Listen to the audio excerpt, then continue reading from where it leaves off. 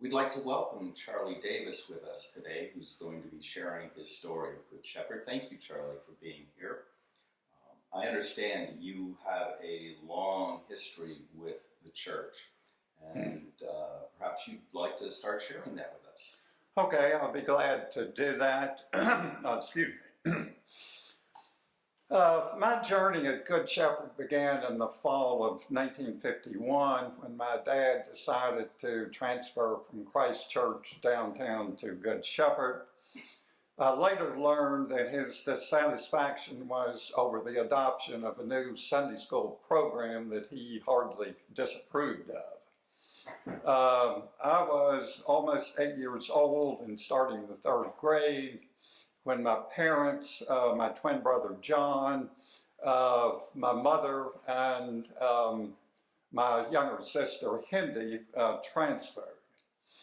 The year before we started at Good Shepherd, the Reverend Clark Bloomfield became the rector and would remain as such until 1982. So he was there, I think, 32 years as rector.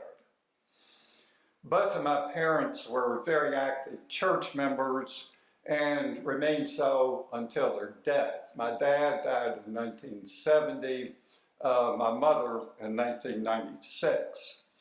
My mother was the founder of the Good Shepherd Day School and its first director. My dad served several terms on the vestry and became, in 1959, an ordained deacon. An attorney, he was also an instructor of canon law at the seminary that was then lodged at Good Shepherd. As for the Davis children, attendance at church and Sunday school was mandatory. We had no choice in the matter. All three of us, of course, attended regularly. John and I, my twin brother, and I were acolytes, members of the Cub Scouts and Boy Scouts, played on the Good Shepherd YMCA basketball team, and attended camp at the Cathedral Domain. And I'll have more to say in a moment about the domain. The Davis kids, all three of us, left Good Shepherd after college and moved out on our own. I returned to Good Shepherd with my wife Nancy in 1989, and we've been members at Good Shepherd since then. Now, Good Shepherd during my youth, and we're really talking here about the 1950s, was very much a reflection of Lexington. I would characterize Lexington in the 1950s as an overgrown small town. Although the explosive growth of Lexington began in the 1950s, and of course I think the population today is well over 300,000, the small town flavor of the community was not lost. You knew your neighbors well, and of course neighborhoods were very closely knit, and a great deal of interaction took place.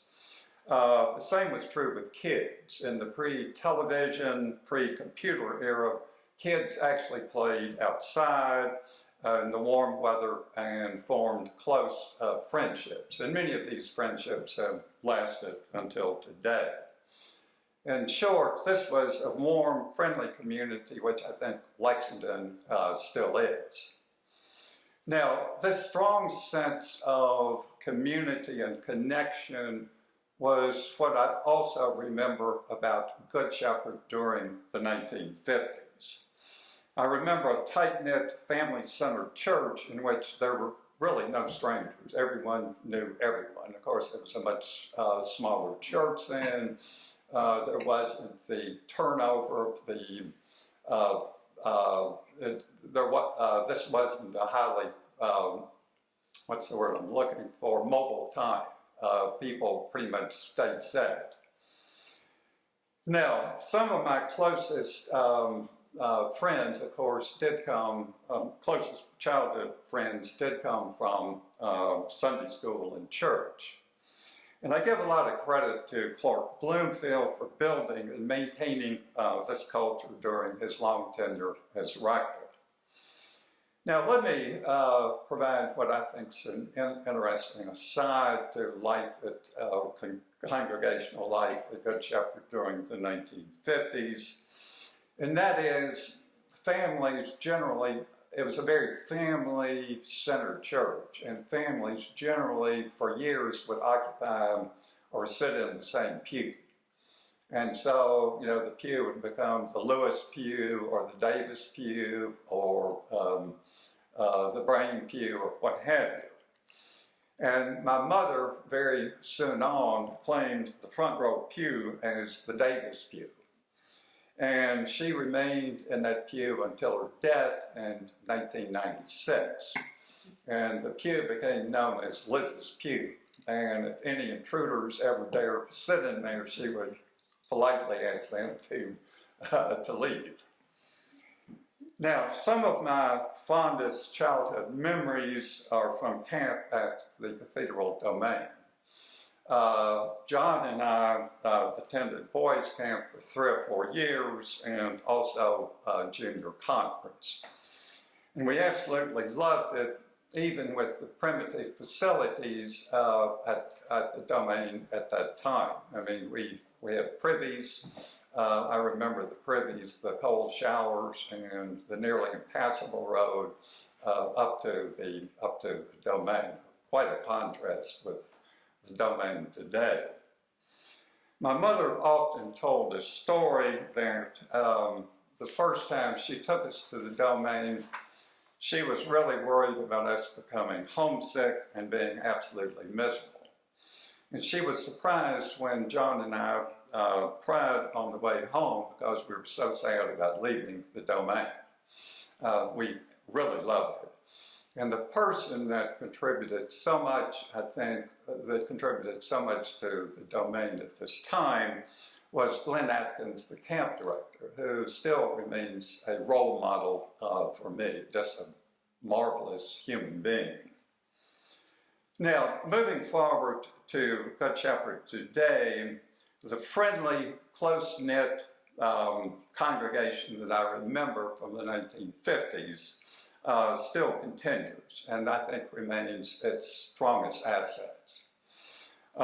In other ways, Good Shepherd has changed significantly from what I remember from my early childhood. Worship at Good Shepherd and elsewhere in the diocese during the 50s was very low church as compared to high church. Services were more Protestant than Anglo-Catholic, as is the case today. For example, Clark Bloomfield was never referred to as Father Bloomfield. I mean, you never heard that. We kids called him Mr. Bloomfield, or the adults, of course, called him Clark. Crossing oneself or genuflecting was something that you simply didn't see. And Eucharistic robes, as I remember, were not worn until the 1960s. And I would also mention that Holy Communion, it was served weekly at the 8 o'clock service, but at the 9 o'clock and 11 o'clock service, communion was only given once a month. All the other 3 months were morning prayer. Quite a contrast, I think, with today. And I might mention also that there was a different prayer book. Some of you, I'm sure, remember, I think it was the 1928 prayer book, perhaps. But there was only one communion service that was used, that never, it was the only one. Now, I do want to bring up and mention, because I think it was such a key feature of the church during the 50s, as I remember it, the patriarchal structure. And thankfully this has changed. As in most other churches, women were relegated to traditional roles and excluded from leadership roles. Women were expected to prepare meals, teach the youth the faith, sing in the choir, and for the most part simply keep their mouths shut.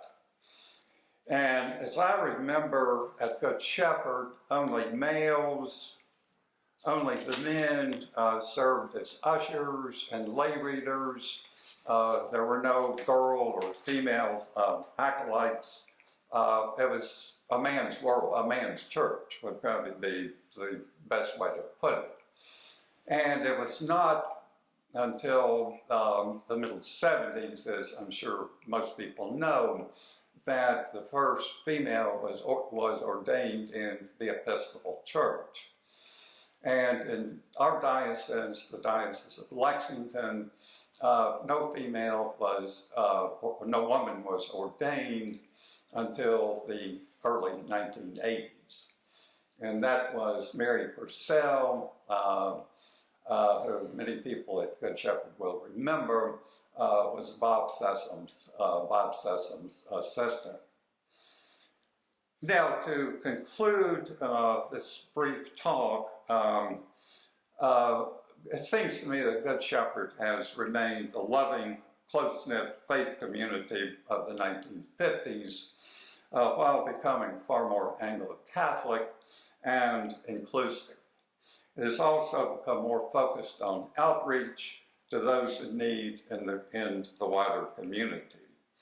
The biggest challenge today, it seems to me, is how to retain our strong sense of community and connection while reaching out even more to serve those in need and discovering what God would have us do to advance the kingdom of justice and peace. And to say the least, these are big challenges in our increasingly polarized and divided world. Well, thank you for explaining and sharing with us that history of your involvement with the church. If I might ask, what has the church meant to you personally? How has it shaped your own life? Well, I could go on for probably a half hour on that particular question. Well, I started the Christian education program at Good Shepherd our first year of 1951-52 with a Sunday school teacher. I still remember Ms. Mazik. And from Ms. Mazik forward, I had some really terrific Sunday school teachers. I left Good Shepherd, I didn't mention this, but I went off to an Episcopal boarding school when I was 13, and so that sort of broke the continuity of the Sunday school classes. When I returned to Good Shepherd, I remember in particular a class that was offered, I think when Tim Scott was here, a very small class where there were only 5 or 6 of us in the class. And we, much as I understand, Henry does now, discuss some of the lectionary readings. And that was particularly meaningful, I think, in further sharpening and coming to many of the ideas, the theological ideas that are still very important and relevant to me. Okay. I think that probably wraps this up. I wanted to thank you for sharing your story with us. Okay. If there's anything we haven't actually covered that you think is relevant or you'd like to add. Okay. Is there anything? Can I tell just one You sure can. Anecdote? I don't know how you can work this in, but I thought I think it's interesting. I mentioned that my twin brother and I played on the Good Shepherd basketball team YMCA team for 3 or 4 years. We were really a terrible team except for 1 year. And that 1 year, we got all the way to the city championship. And interestingly, that team was coached by a woman, which was considered quite unusual back in the 50s. That was Miss Alice Vance. Some of her grandchildren I know and still attend Good Shepherd, and I knew her son Henry Vance very well, who was also on the team. All right. That's great. Thank you. Uh-huh.